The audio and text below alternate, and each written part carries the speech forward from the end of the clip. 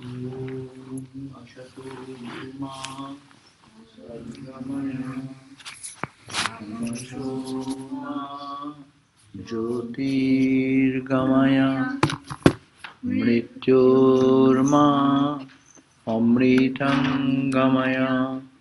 Om Shanti Shanti Shanti. Om, lead us from the unreal to the real. Lead us from darkness and ignorance to light and illumination. Lead us from death to immortality. Om, peace, peace, peace.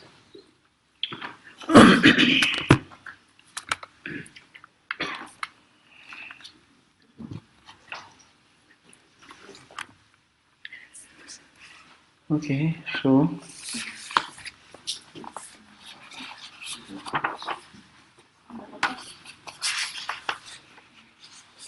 we are reading this wonderful text. Come close to other people who have the books so that you need not have to. Your book is good.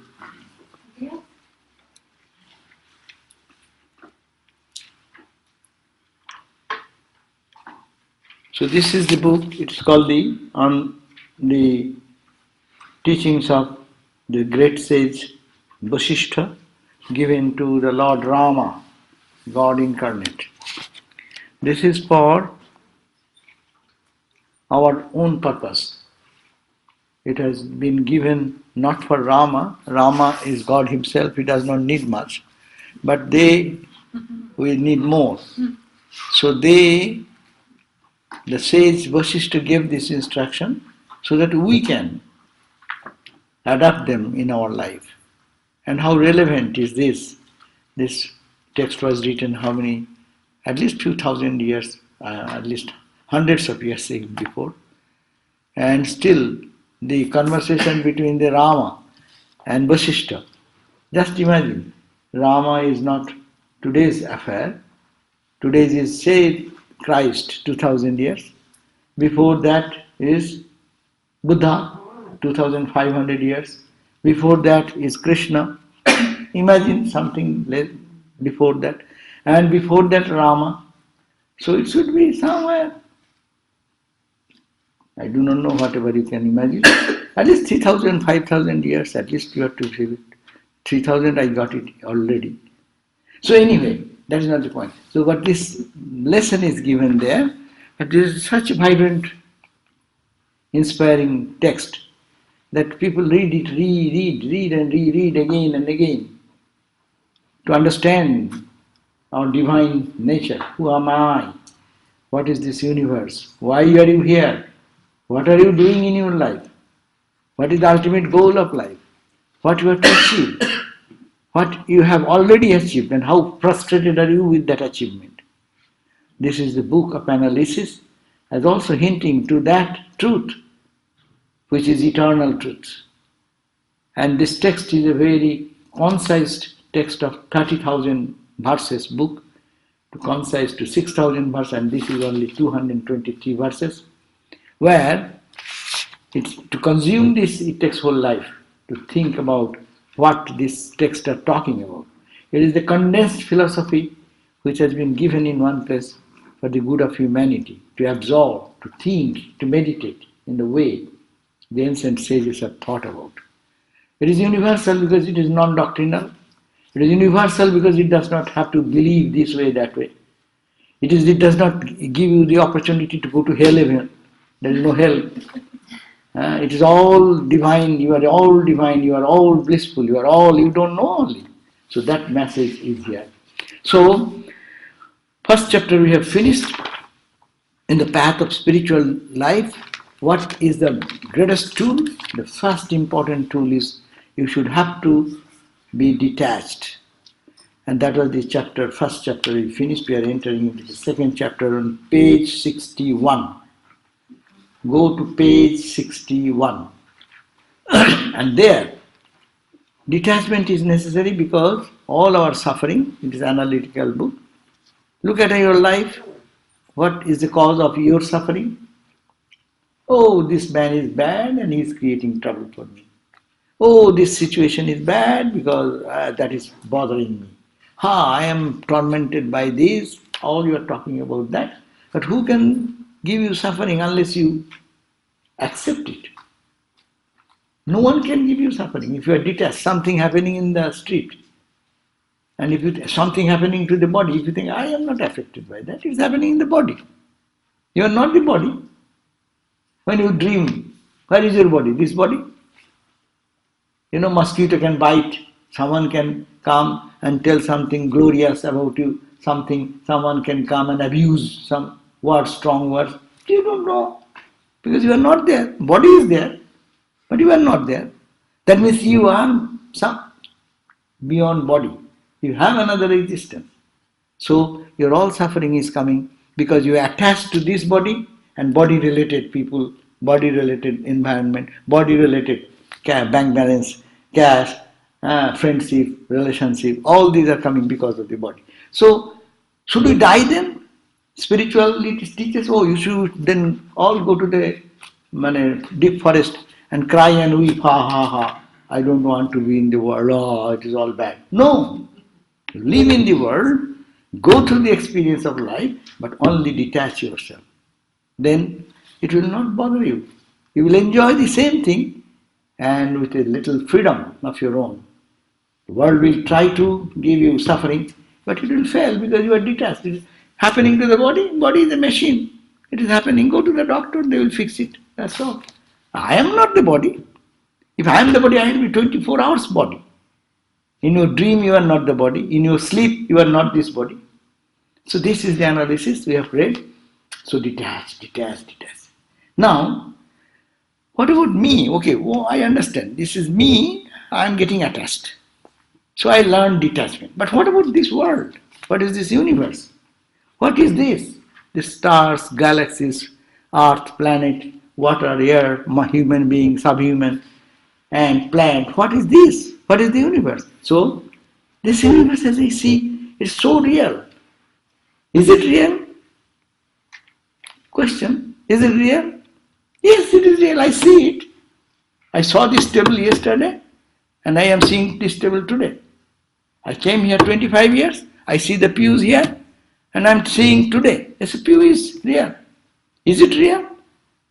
Is the same person who is seeing now? But the person has changed, no?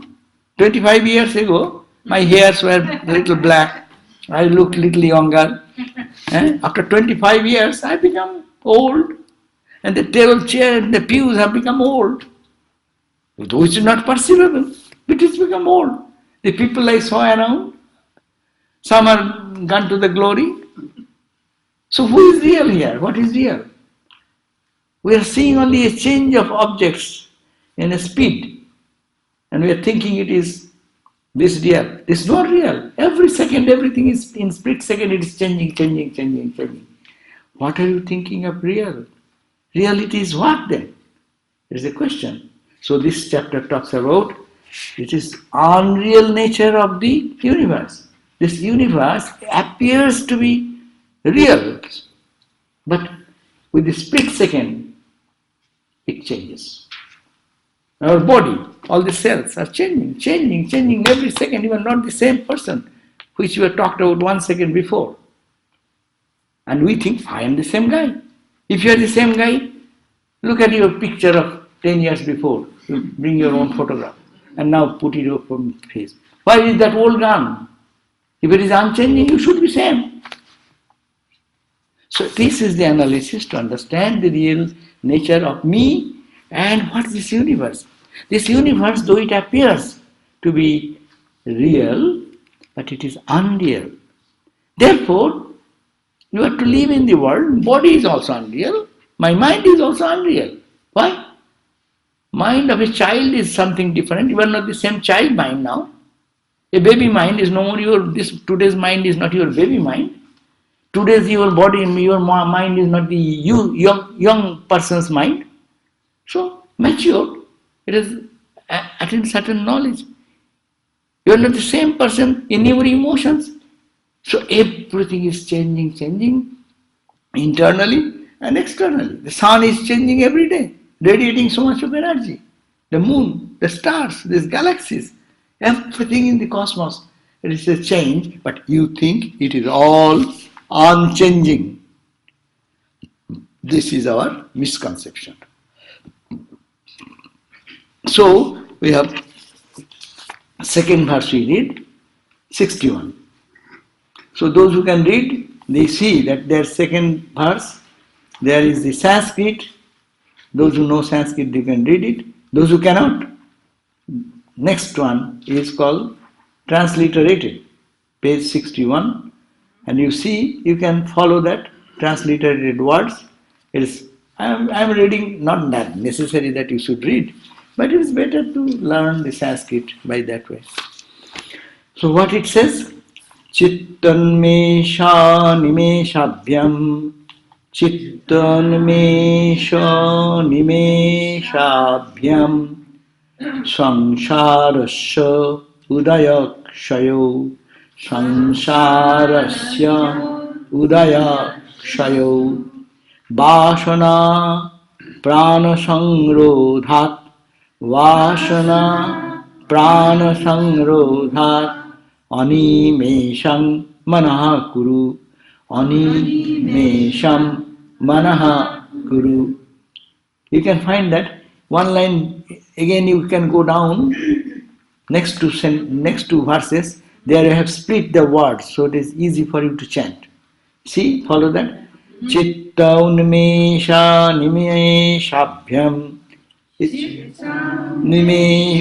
nimeshabhyam sansarasya udaya shayo sansarasya udaya shayo bhavat ato vasana bhavat ato vasana prana bhavat ato vasana prana sangrodhat mana. Oh, it has been, order has been changed to make the sense. But anyhow, second line would be better to go to the original, and that would be rhythmic. Vasana prana sangrodhat vasana prana samrodhat nimesham sangsha vasana prana sangrodhat animesham manakuru animesham manakuru animesham manakuru. Anyhow, I have tortured you with the verses. Okay, you can do without it. But let us understand what the meaning. The changeable universe, this samsara. Samsara means, it is a Sanskrit word. Samsara means sam sarati iti. Sam means sammak rupe. Sarati means it moves. Sam sarati iti samsara. Sammak rupe, when rightly, exactly, it is moving every moment. That's why it is called samsara. This whole universe, Sanskrit word has itself its deep meaning. Samsara, so this changeable universe, that is the samsara, appears. When it appears to you, tell me, when this samsara, this visible universe appears to you when? Hey, you get up in the morning, you say, oh, I am here in Hollywood. Again, you go to bed, in your bed, it goes away. This word about this samsara. This world, this disappears. As you close your eyes and go to in the sleep, when your mind sleeps, then this world is gone. When the mind is wake up, you are wake up. So, see how you say that it is real, permanent, how it is permanent. If it is permanent, your experience will be all the time the same. No? What is the definition of eternal, absolute, unchanging? That which is now, that which was before, that will be afterwards. But it depending on your mental condition. When your mind is awake, you say the outside world is here. When your mind is sleeping, you say the world is gone. Another world comes up. So how can you say this world is real for you? You may say, oh, no, I am sleeping, but you are awake. For you, the world is there. No, that is not the point. Vedanta talks about your subjective experience. What you are experiencing. Our whole problem is not objective, it is subjective. I am suffering. Buddha said, the world is full of suffering. Get out of the suffering. And there is a way to come out. Is it not? So dukkha for whom? Suffering for whom? I have suffering. I am suffering. So it is my problem to get out of the suffering. My problem is there may be one incident happening in front of 100 people. 2 people get affected very severely. Another 10 people may be sympathizing and 80 people may be without any reaction. They have no effect in that. That means it is all depending on the mind, which is guiding factor in our life and is in every movement of our life. It is the chitta unmesha. When the chitta means not the mind only. Chitta means mind, your intellect, your ego and your memory. 4 factors. Now it is working all. No? My mind is awake means my mind is awake, my intelligence is functioning, my ego, I, that is functioning, and my memory also. That's why I can recognize, oh, he's called Ashok, he's called Jennifer. So what do we say? Because my mind is active now. When it is awakened, mind is awakened means all these 4 faculties of the mind are awake. Then is my experience of this world. I remember, I was there here, I am coming after a week. How do you remember that? You say, oh, I have not seen you. After a long time I am seeing you. That is coming from the memory. So, the mind, intellect, ego and memory, these 4 faculties sprung from when then the whole world appears. When it goes to sleep, all of them, then you have no experience of the world. You live in the world. Some people go to comatic state. For that person, what is that world for him? This world is not any valid for them.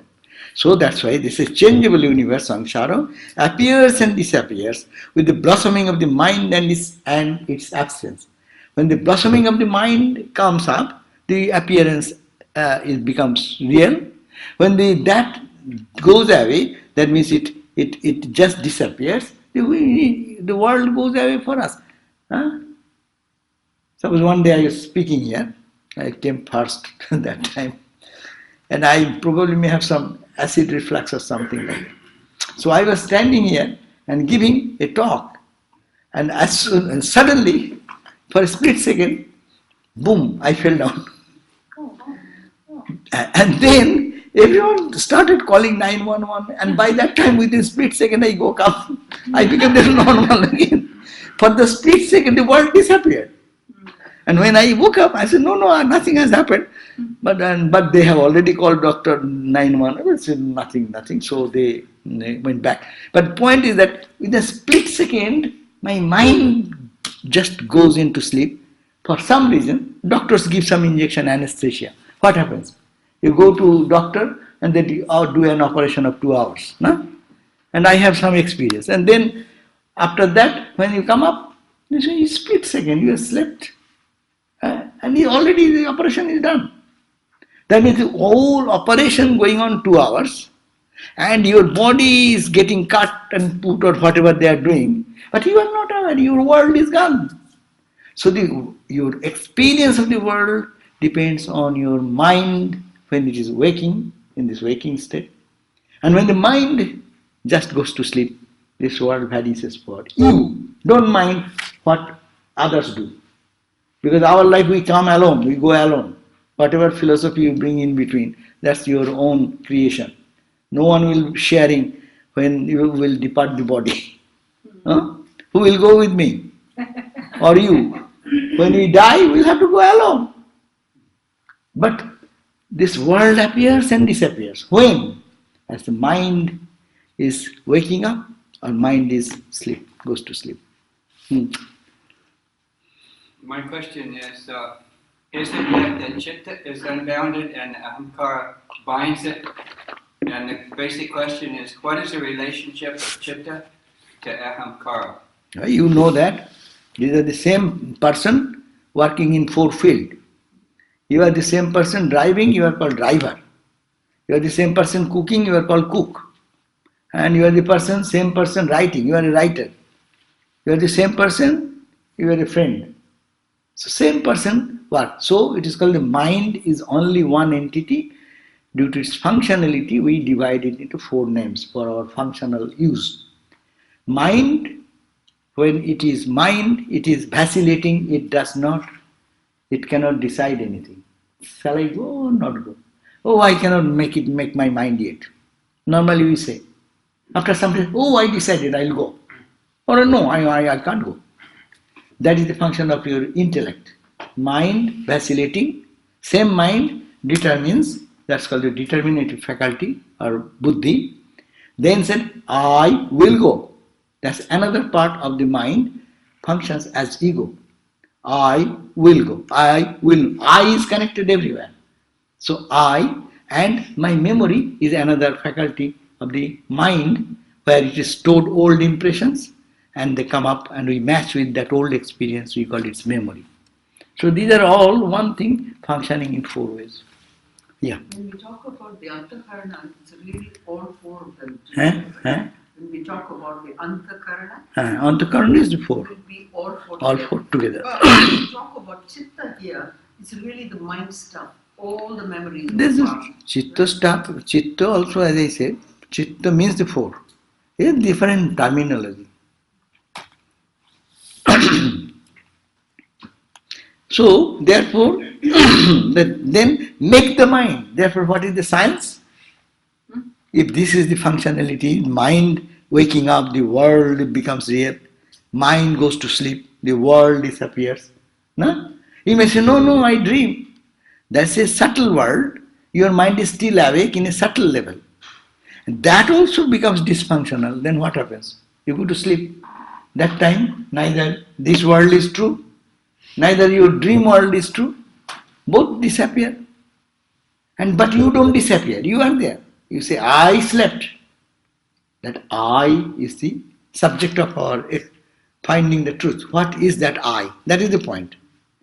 And that, they say, it is eternal. It's all the time there. 24/7, 365 days, all through our life. After our death, before it is there, I. That I remains, no? So that is to be, make the mind therefore free from the vibrations of controlling the latent desires and mastering the breath. Therefore, this vibration of the mind, when it vibrates, then what happens? This world appears. When it does not, the world disappears. So how to control them?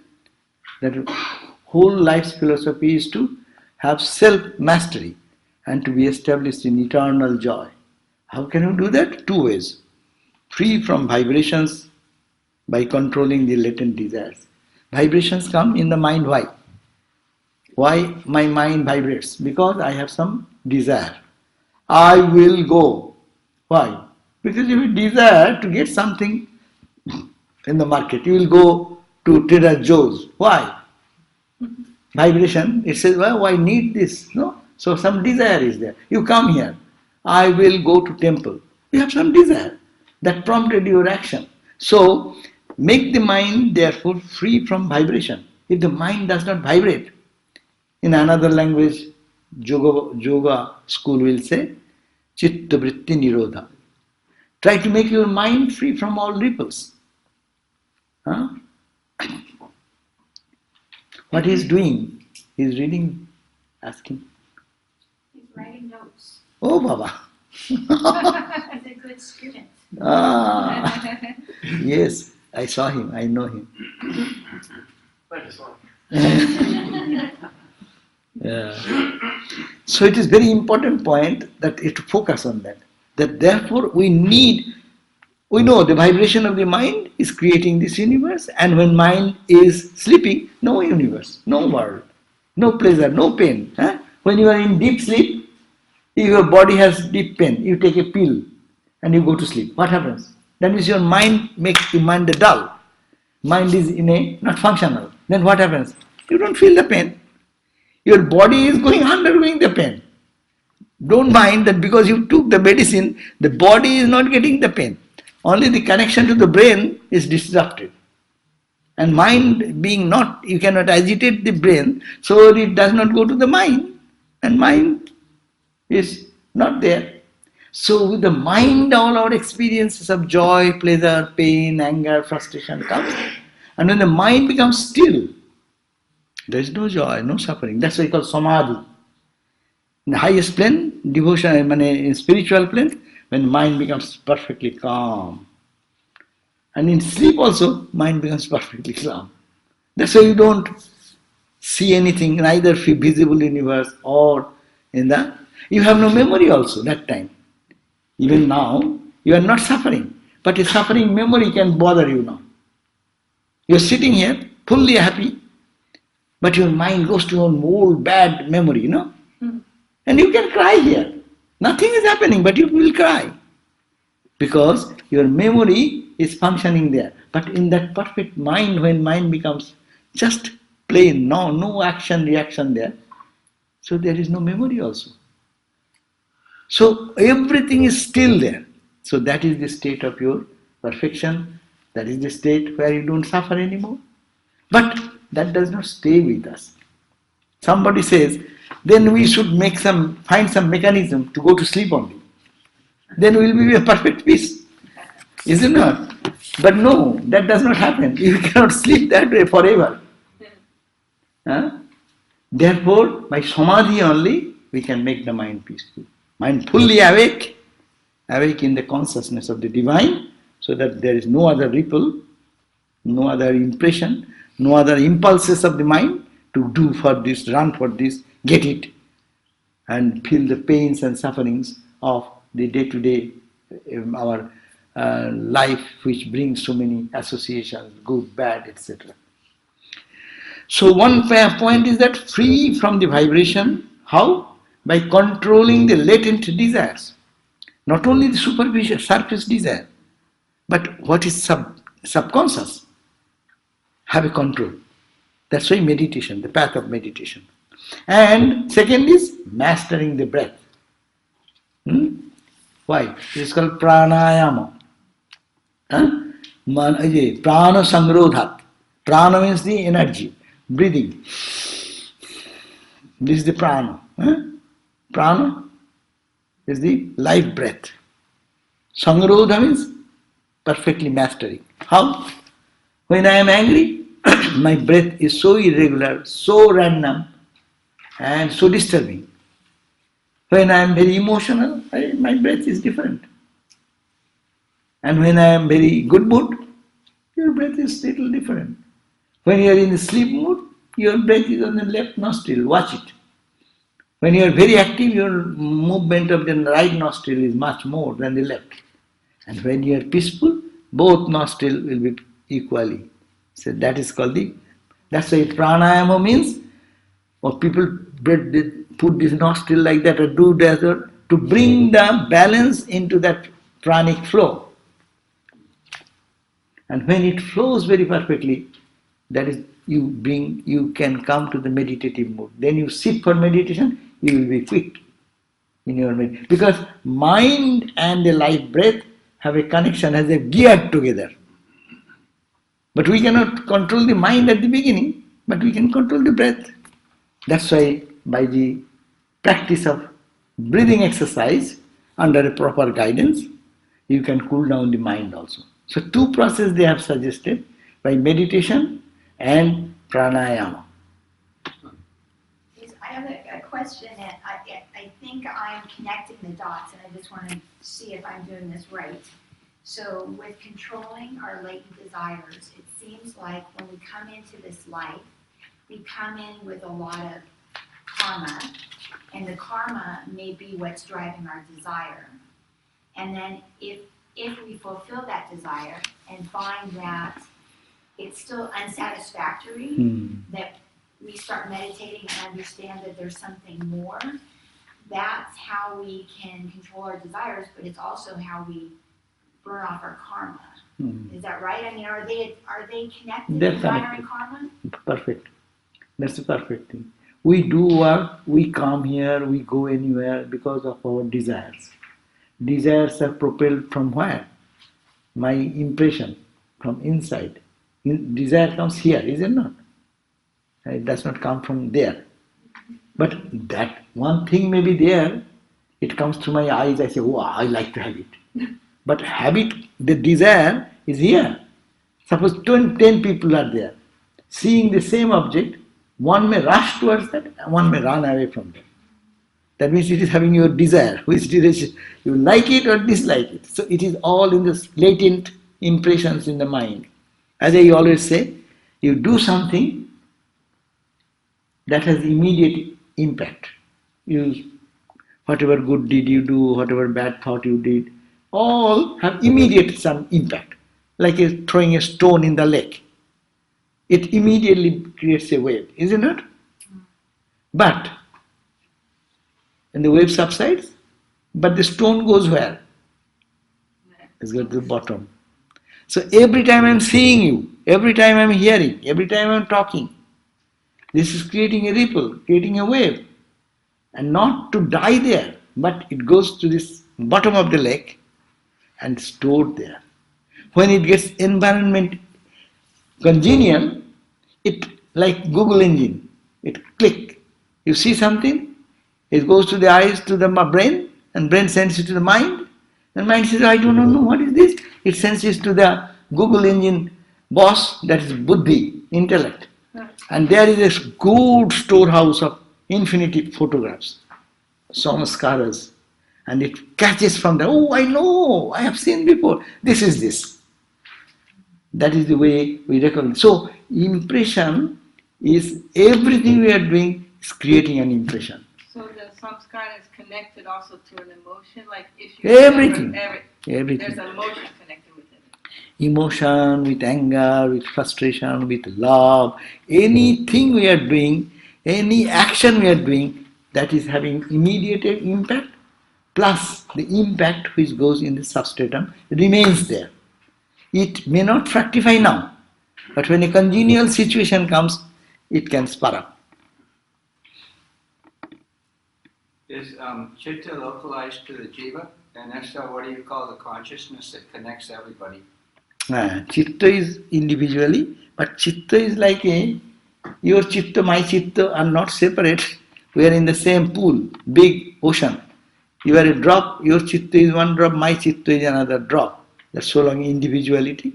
So that's why we feel sympathy, we feel empathy. Even if you do not know that person, someone is suffering. But the second part of my question was, what do you call that ocean that connects us all? What's the Sanskrit term for that? So don't bring... Akashic field, or what is it called? Don't bring all these things together. It is called Chitta Akasha. You are going much complicated area. It is called Chitta Akasha. Mind Akash, space in the mind. And in that mind, your mind, all minds are there. You strike one place, it will hit the other place. But if your mind is not sensitive, you cannot catch that vibration. It should be a sensitive machine. But when the earthquake, somewhere it happens, what is that machine? Seismic graph. It is recorded. Why don't you get that graph? I don't understand that, but it is recorded there. So it's a fine instrument, mind becomes sensitive, then you can feel the suffering of others, pleasure of others, because it is connected. But it is in the same space called Chitta Akasha. And that is called Brahman, is called Nirakasha. These are different names. Mahakasha, Chittakasha, Chidakasha, Nirakasha. So don't now too much to confuse. I don't want to confuse with this and that. That is another plane where we can live in these four planes. When a person gets samadhi, we living in the Mahakasha, the great space. Great space, I see you, you see me, I see the star, I see the sun, moon, galaxies, we see that plants, leaves, whatever visible and perceptible by the five senses called Mahakasha. Chittakasha. In your dream, you are living in your mental plane. And also, people imagine so many good, bad things. They are living in the Mano Akasha or Chitta Akasha. Then transcend that. Chit Akasha, the space for consciousness. There is not this one, not gross world dissolves, the subtle world of heaven and angels and gods and goddesses dissolve, then you reach a point perceiving that consciousness as it is. It is called Chit Akasa. And if you transcend that in absolute samadhi, then it's called Ni Akasa. You cannot say what is there. There is nothing to describe. That's called Nira Akasa. Anyhow, don't get into too much into it. But let us concentrate here. The two methods they have said that the destruction of the latent impressions and conquering of the mind is attained by the practice of control of breath. This is the inner meaning here of the last part. So, what are the method of here in giving a note? Some discussion has already been made about conquering the mind. In reality, the means to conquer the mind are these four simple natural practices. What are the four? 1. To acquire knowledge of the self. This is the practice of knowledge of the supreme truth, which requires contemplation on Brahman with or without qualities. No? The first step is that, how can you reach this point? You meditate and contemplate on God, either in the form, Saguna Brahma we call, the mother, see Christ, Buddha, Ramakrishna, or the formless aspect, which is like ocean, like light, all this. One point. Second point, at the bottom of 61 page, second point is to have holy company. These things will come to you spontaneously if you live with a holy person day and night. Because holy people enjoys holy company. They talk about God, that is the holy company. And if I go into that company, my mind will be also thinking of God.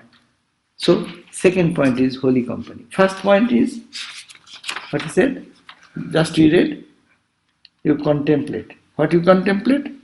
You contemplate on God or Brahman here. Brahman with form or without form. That means everyday meditation, what we are doing. So you see, we are doing these things. First of all, you are meditating every day, contemplating on every day what is our real nature. And that real nature is in the form we call our chosen ideal. Rama, Krishna, Buddha, Shankara, Christ, Mother Kali, Shiva, all these divine aspects. Or you may meditate on the impersonal aspect. So first point, by meditation.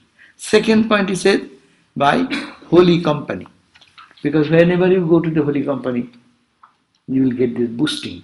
Your mind will be thinking of something holy. Third point, to renounce the latent desires. There will be desires, but you have to detach from that. Something comes in the mind and I'll have to run for that. We have done it enough. Mind said, I like this. And my, say, diabetic patient, mind likes, I want to eat sweets. And the beautiful, colorful sweets are there. My hand moves on them. Ari, don't take. Say, it is impression coming, I won't.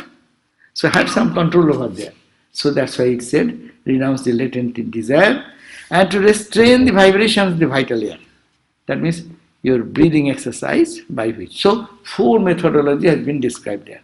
One needs to engage in the later practices if the mind does not acquire from the concentration following then the earlier means. So, one needs to engage the later practices. First you try to do one and parallelly try to do the second practice of holy company. It should not be that I will do one day this and then we will do the second. But you do as all the types of practices you want to have it. The four together. Adhyatma vidya adigraha means that due to discrimination, the mind no longer runs towards the visible objects because it is no longer necessary when one realizes that the visible universe is unreal and that the seer as consciousness is the only reality. So why our mind moves on that direction? Because mind wants that there will be some joy. This is real. If I get, I will be happy. But with this analysis, everything is unreal, if you know. Then mind will go. It will have its experience. But mind will say, no, it is not permanent. So, can withdraw from that and focus on who you are. It becomes spontaneous. So therefore, it is very important to do the practice every day, analyze that who am I, what is permanent, what is impermanent. If we do that, our latent impressions will not push us towards that. Even if it pushes, we will not be carried away. Your analysis will say, hey, what I want. I don't want the momentariness of things that I have experienced many times. But it never pleased me. So why shall I go for again second time? That awareness will come. Thereafter, knowing that the conscious self is not even the subject of the mind, it becomes tranquil on its own. Holy company is prescribed second means for those who are incapable of the previous practice. In the association with the holy, remembrance of truth and its repeated awakening takes place in the mind. However, one must try to renounce the evil desires by practicing good ones if the instruction of the holy people fail due to the intensity of bad inclination. We can go to holy people and they also lead a wonderful life. Seeing them, if we don't learn anything, then we don't make any benefit.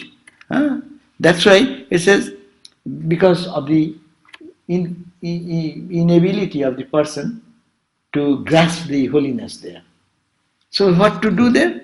Therefore, one must try to renounce the evil desires, negative. That's why find your own fault.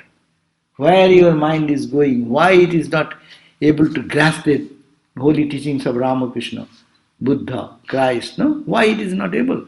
You analyze yourself, that there is some weak point in your mind which is barring that progress.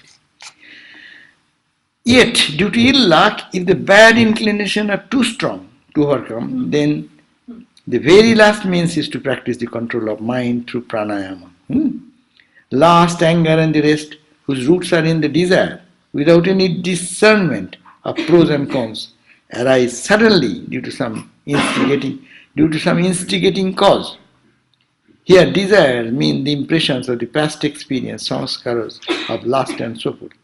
That is to be conquered by noble desire. So replace your desires. You are not to be without desire, but replace your bad desires with good desire. And Ramakrishna said, so why you will have to, how to conquer lust? Ramakrishna said, it will not go. Lust will remain so long your body is there. But you don't succumb to it. Digress that lust for God. Instead of momentary thing, give it to some permanent thing. You have to redirect the motion. You cannot stop that motion, but you revert. A person who has a quality to do many things, you take that person and train that person, he can do all constructive work. Who is doing destructive work, he can be constructive. So train that way. That is to be conquered by noble desires. Knowledge does not become firm if latent tendencies are not destroyed. How much we try, our latent impressions always pushes us. Which is, Durjana says, I know that it is bad, but I cannot help myself control. I know it is good, but I don't feel inspired to do that. This is our human failures. But why it is happening? Because samskara is forcing us.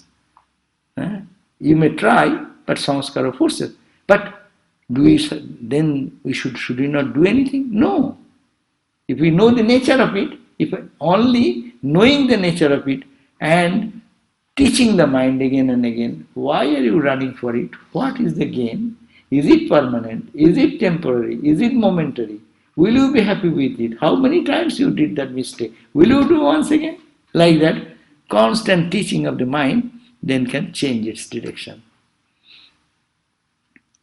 That's why it is called without the firm knowledge, the annihilation of the primordial energy called Mula Avidya. Primary Avidya, primary ignorance, cannot happen. Mula Avidya, Tula Avidya, there are two languages. Anyhow, if even the presence of an instigating cause, lust and the like do not arise in the mind, then it is to be understood that desires have become attenuated. So how do you know that your desires have reduced little by little, more and more. When there will be instigating object, what happens? I am a very good person talking now, and you can come and instigate me and say some words. I will be furious and I will shout and howl. Is it not? So instigating media disturbs our mind and we react. But you have not raised your consciousness to that flight, that instigating medium will be there, but you will not be perturbed by that. That is your higher achievement. Understand this point? Everyone is reacting when instigating things come in their life. No? Suppose, as I give the example, I am a diabetic patient and in front of me 10 types of sweet, beautiful sweet, rasgulla, then ice cream, then you get all types of things are there. Instigating media. And my desire comes, hey, I'll get it. Hey, give me little. Okay, let me take another. See, you see? Why are you doing? Because your propensities are there and you have no control. So though you think it is not good for me, but still you are propelled by that. That is called the instigating media. But a person has conquered his own impulses, why? Instigating medium will be there, but he will not be affected by that. He sees, but no, it is not good for me. It is unreal for me. So if he is convinced in that, he will not be allured by that. He will not react with that. So this is the point. That is the state of perfection. Though there is no outward expression of lust, etc., if this distraction continues to occur internally, then it is to be understood that subtle desires are still present. So know yourself. You can subjective test. How much you have. People think that how much spiritual you are. What? What is the sign? I see the light. Oh, I had a vision. I saw a dream. No, that is not the sign of your progress.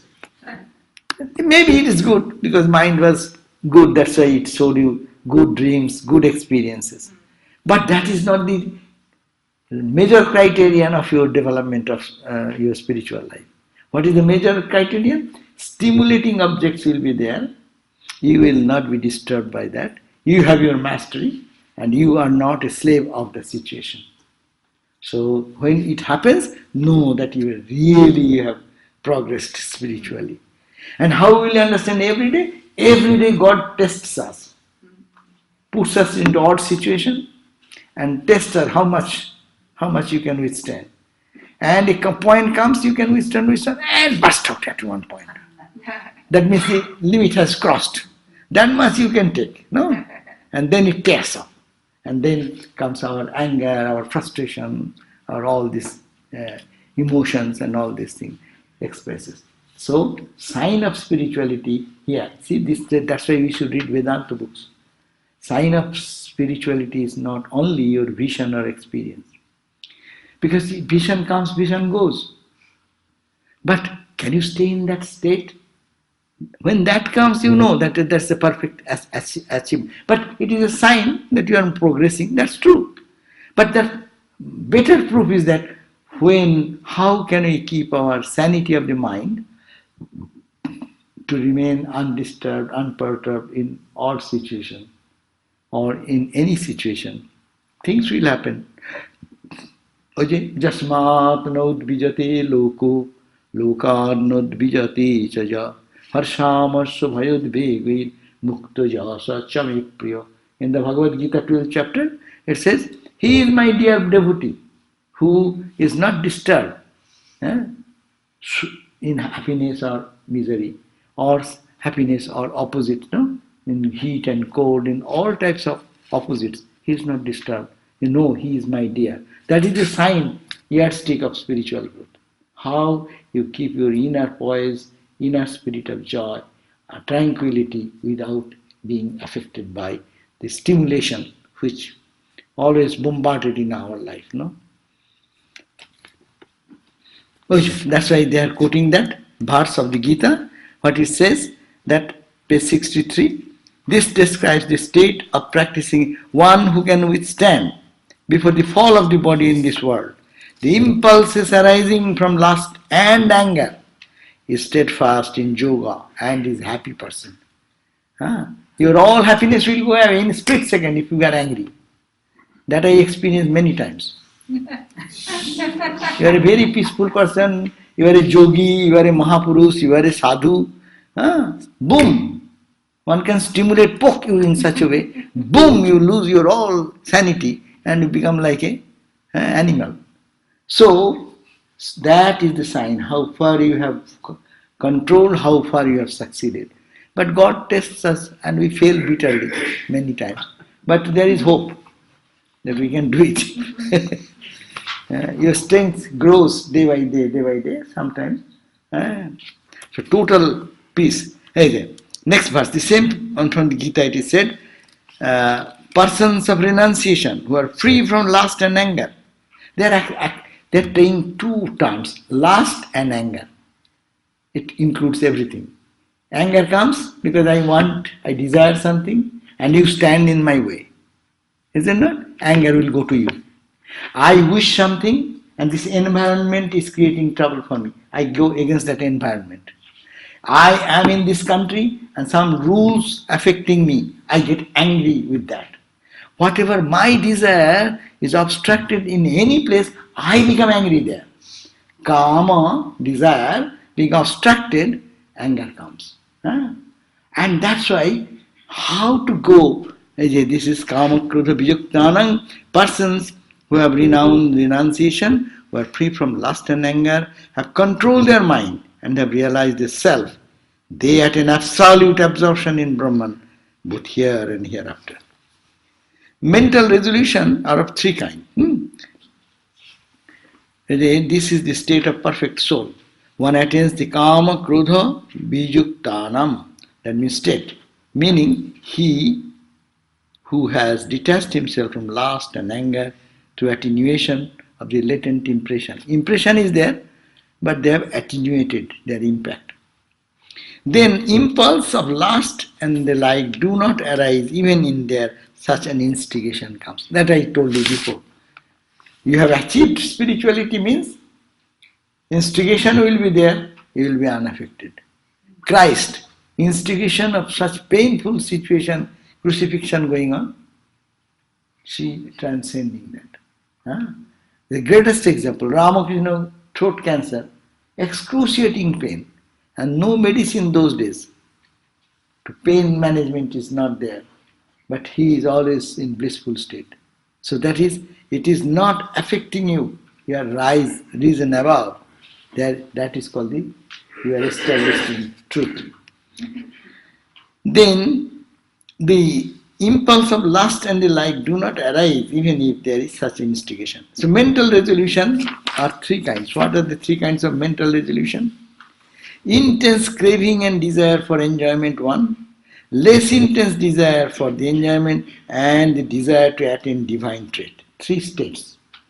This mental, we can take a resolution in the mind, and mental resolutions are of three categories. One, intense craving and desire for enjoyment. Those who are really feel that they are pulled by intense expectation, desire and fulfillment of the sensory joy. That is one category. There are little bit of that desire and little more desire for higher thing. That is the second stage. And the third stage, the desire to attain the divine trait. Only godly characteristic. That is the highest mental condition. Intense mental craving for enjoyment of the desire does not go away without being gratified. That's why it is they are giving the solution. We can judge our condition. What is our inner propensities? If it is intense, rather have some experience and finish it. Intense desire to eat ice cream, go eat ice cream. And then go to first doctor and see what is your blood sugar level. And then go on eating and then visit second time. And doctor says, what have you done? Then you say, oh my God, it's not good. Then you try to control, no? So anything intense desire, better to fulfill them. Second is that less intense desire. it is 50%, it is 30%, 40%. Everyone will have some desire. Then how to do that? Enjoyment, manda bhoga sankalpa, that can be eliminated by being with the holy company. You go to holy talk, holy discussion, holy bhajan, singing. So your mind will be finding joy in something higher and not the joy which is going to always be dependent joy in other things. It is also dependent. You are going to a holy company, listening to talk, singing bhajan, praying, reading some holy text. So this is for the second. Means such as, and following the means such as meditation on God and the like. The mind river flows between the two banks. It makes resolution on both direction, auspicious direction and inauspicious. The seeker of liberation tries to make auspicious resolutions. Mind has ubhayato bahi. Mind flows in both directions. It can take us to divine auspicious thoughts. It can take us to inauspicious thought. So you have to think about that. First understand it is inauspicious. Many people don't understand it is inauspicious. Many people think that it is not good for my spiritual growth. That's the first point. And then understanding that if it is intense pull of samskaras, then you will have to experience that. And after experience, like a mature person, you experience that and then you say, oh, I tested, I experienced, okay, I am not more interested in it. Second point will be if it is less intensity of desire, then you have some experience occasionally, but your mind, try to turn the mind towards God, to higher reality, to holy company. To holy company is holy reading, holy music, or anything which brings your mind in a higher level. And the inauspicious resolution, that is the point. I will do auspicious resolution. Today I will do 100 japa. I will do 5,000 japa. This is the auspicious resolution. With my work, I will try to remember God as many times as I can. That means you are doing some auspicious resolution. So the inauspicious resolutions become automatically inactive by the practice of the divine treasures. So pranayama is very last result. Though for us we say pranayama is good, but in the parlance of this hierarchy of development, highest, second and third. So holy company, even holy company is not helping you, then you do your prana exercise, breathing exercise. It is, if even one is even incapable of those practices, it is to be understood that this last reason mentioned in the present verse here has been prescribed for the aspirant of inferior competence. But who is talking? But mind it, we are reading the highest Vedanta text. From that perspective, that is the lowest. But for the yogic perspective, you are good, you are doing great. So this is the idea that unreal nature of the universe, if we try to understand what it is, gradually, these attractions for these temporary, mundane things will leave us, and we have to create a deep inclination or trend towards our auspicious thoughts, auspicious association and auspicious objects. So that's why only one verse. See how can we progress? So any question for 5 minutes? So there's eternal and non-eternal now. So why do they equate that with real and unreal? It's just eternal and non-eternal. But why do they equate that with real and unreal? You know what I mean? That to understand eternal and is very difficult. So if we use the language unreal and real, I see. it makes more sense. I see. Because if it is real, then it is better to have it. So if it is unreal, it is not good. But I cannot do without it. Okay, I am having, but I know it is unreal. Unreal means which is opposite of real. Yeah. That means who is a fool in the world who will be living knowing it unreal? I give you I give you one mango, and I give you one unreal mango. Unreal means which is not mango, a shape of mango and color of mango, and give you with love, eat it. Huh? Yes, I will be interested to give a bite on the mango. And as soon as I give the bite, I understand, oh my God, it is not sweet, it is hard, and it is not mango. Is it not? So if we understand that it is unreal like that, then where will my mind go? I'll search for the real mango. So that's why this world is so much alluring, so much attracting. It has its power to pull us because of their past impressions. But if this tendency comes, we can just make it off from that direction and redirect our understanding by knowing it is unreal. You cannot give up unless you have the idea that it is unreal. Maybe they should call it like real satisfaction and unreal satisfaction. Yeah, use different language. They have used some language, but other languages can be used also. Not really satisfaction. Not satisfactory, yeah. What is satisfactory in this that's why I call ever-changing world? What is satisfactory? If it is ever-changing, It's not satisfactory. suppose I give you the relationship issue. So if your relationship is changing every day, who will have that relationship? You have love with somebody and their relationship is changing every day. How is that? So we cannot tolerate that, we cannot take it.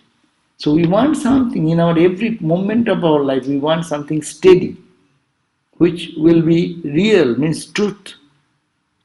Untruth means here unreal. Unreal means which is not as it looks. It looks like a snake, but it is the rope. Then the opposite direction, you can think.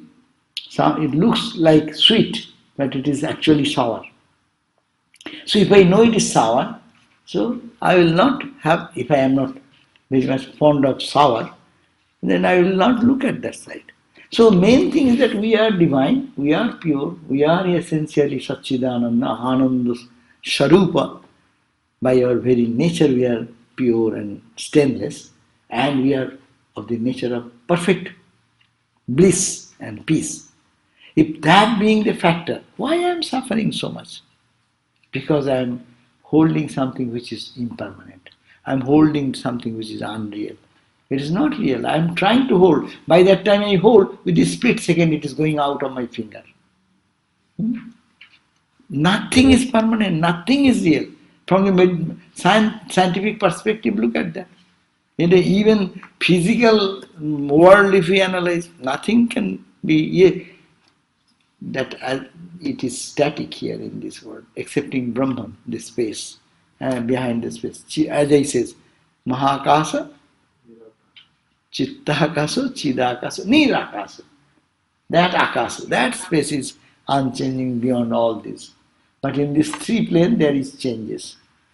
In Mahakasa it is always changing. In your Chittakasa, in your mental sphere, depending on your mood, you see things, you feel things differently.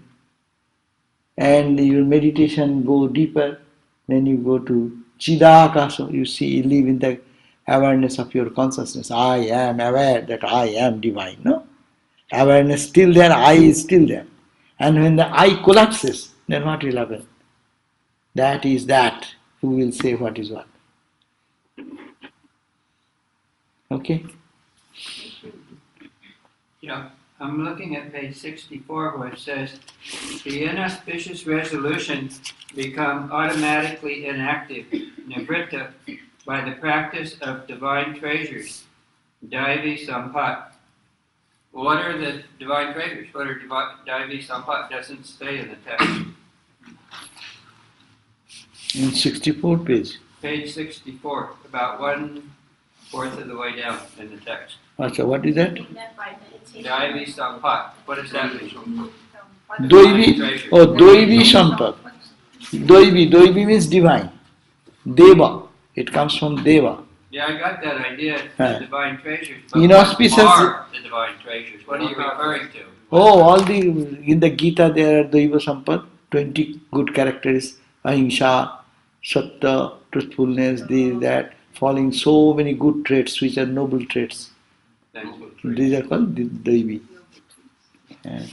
Thinking of that by the practice of the divine traits, you can find the chapter, which chapter it is, 17th chapter or something, Daivi Sampad. All noble thoughts, noble deeds, noble thinking, whatever makes you truthfulness, honesty, non-injury, not hurting anyone, compassion, love, all these are noble traits, godly traits. Om Shanti Shanti Shanti Hari Om Tat Sat Shri Ram Krishna Arpanam Astu. Tomorrow is the gospel class, will be given by Swami Atma Tattvananda, Shiva Maharaj. At the same here, 7:30. 7:30. Okay, thank you.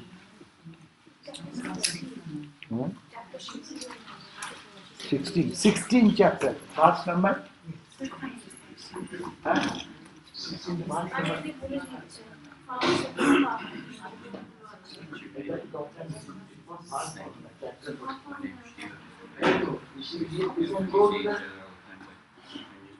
Shiva.